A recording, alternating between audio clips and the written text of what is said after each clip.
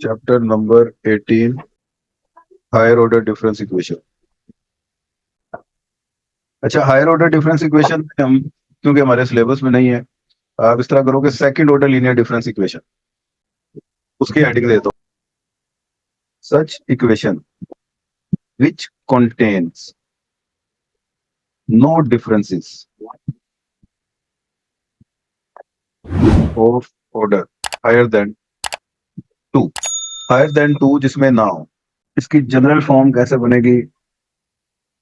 Y T plus two. Higher order में Y T plus three भी हो सकता है, टी प्लस फोर भी हो सकता है, लेकिन हमने चूंकि second order linear difference equation को कंसीडर करना है तो वो स्टार्ट होगी टी प्लस टू से, plus A one Y T plus one plus A two Y T equal C. ये होती है बात, समझे?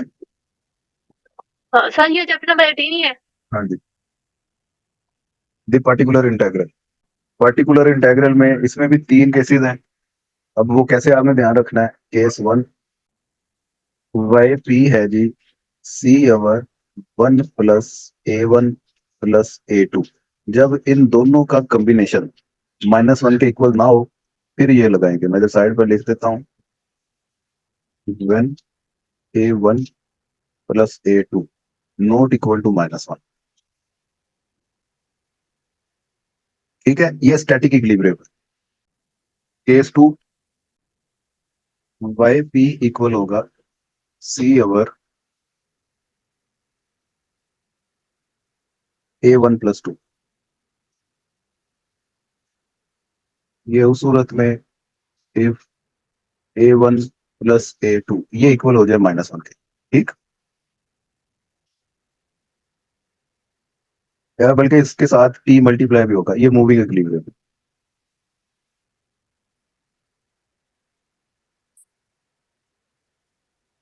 और case three, Y P equal C over two आ जाएगा उसमें इनटू टी स्क्वायर। ये किस वक्त जी? If A one plus A two ये तो -1 के इक्वल हो और साथ ही साथ ये कंडीशन भी हो एंड ए टू जो सा है ये -2 के इक्वल हो, ये भी चीज साथ ही, एंड ए वन ये 1 के इक्वल है। ये तीनों कंडीशन जब होंगी तो केस थ्री ये वाला फार्मूला लगेगा, मूविंग इक्विलिब्रियम है ये। Example one, 569 by T plus two -3 Y T plus one plus 4 Y T equal 6। Find particular integral. Solution A one क्या है यहाँ पे? -3। ए टू क्या है? 4। सी क्या है? 6। A one plus A two ये नॉट इक्वल टू -1 है, ये इक्वल टू -1 है। Ton equal to minus not equal to minus not equal है ना, तो particular integral not P equal C over 1 plus A one plus A two, ये formula चलेगा फिर। जी नॉट पे फर्स्ट वाला। फर्स्ट वाला केस है ये। तो 6 ओवर 1 -3 प्लस 4 वाई पी क्या आ गया?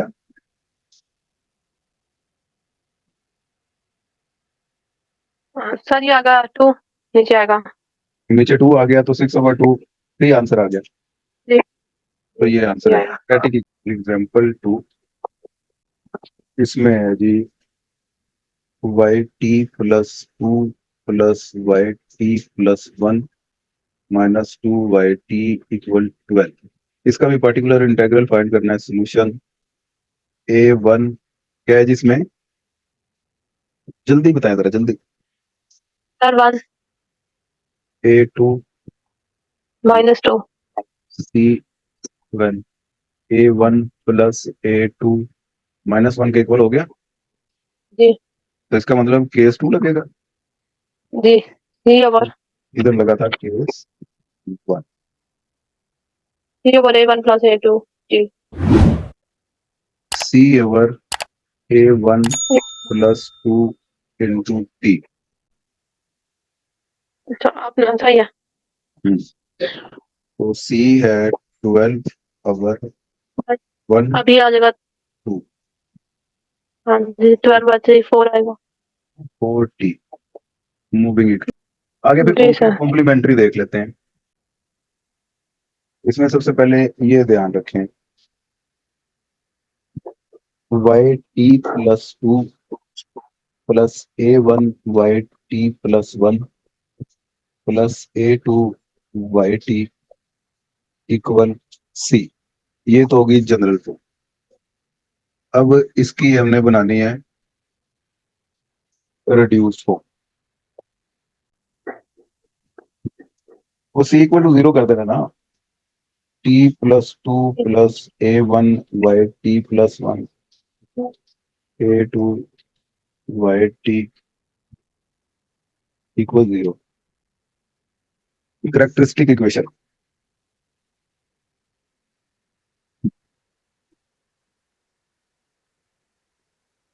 जी sir characteristic equation equal to 0।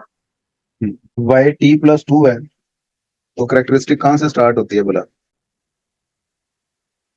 B square से स्टार्ट होती है। वाई टी प्लस 3 होता है तो बी क्यूब से स्टार्ट होनी चाहिए, plus A1 B plus A2 equal 0। Equation देख के उसकी करेक्टरिस्टिक इक्वेशन आपको बनानी आनी चाहिए, ठीक है। अब पीछे जो करेक्टरिस्टिक इक्वेशन हमने डिफरेंशियल वाले चैप्टरों में बनाई थी ना, वो R square plus A1 R plus A2 R, इस तरह करके जी बनाई। सर तो आर की ये जगह उस पे तरह से। यहाँ पे बी है। तो अब हाँ यहाँ और पे क्योंकि बी, जी टी प्लस 2 का मतलब सेकंड पावर 2 प्लस 2 का, हाँ जी, ये सेकंड ऑर्डर डिफरेंस इक्वेशन। इस हिसाब से। अच्छा। तो इसमें जिस तरह आप उधर R1 R2 ये फाइंड करते थे अगर, तो रूट आपके वो रियल एंड डिस्टिंक्ट होते थे। यहाँ पे B1 B2 ये फाइंड हो जाएगा। फर्क तो यही है बस, और कुछ फर्क नहीं। Characteristic roots B1 B2 minus A1 plus minus A1 का स्क्वायर माइनस 4A2 पावर 2, यही फॉर्मूला होता था ना। चलो मिल जाएगा। केस 1 तरीका कार सिमिलर है इसका। व्हेन A1 का स्क्वायर ग्रेटर हो जाए 4A2 के, तो उस वक्त रूट्स आर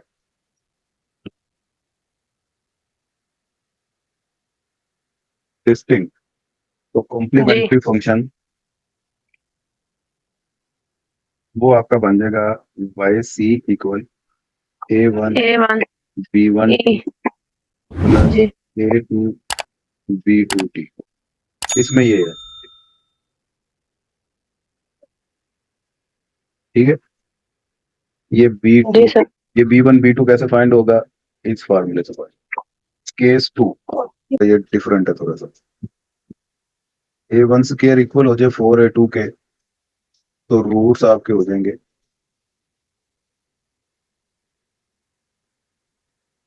रिपीट। तो ऐसे में बी आपका बल्कि पहले वाई सी लिख लें। A2 A3 बी की power T plus A4 T into B की पावर टी, वेयर बी किसके इक्वल है? माइनस A1/2 के।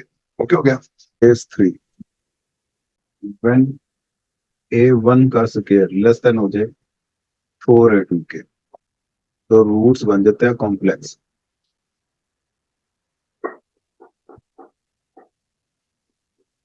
तो फिर इस केस में आपका ये फॉर्मूला वाई सी इक्वल आ गया आपका favourite R P A5 cos theta T plus A6 sine theta T. H किसके इक्वल होता है? -A1/2 के। बी किसके इक्वल होता है? 4A2 -A1 का स्क्वायर/2 के। ये चीजें भी साथ लिख लो। Sine theta B over R के इक्वल होता है। और इसी तरह थीटा की वैल्यू निकालनी चाहो तो sine inverse V over R one. तो अभी फिलहाल ये कॉम्प्लीमेंट्री का ये फार्मूला याद रखो, और आपने ये एच और वी ये याद रखना।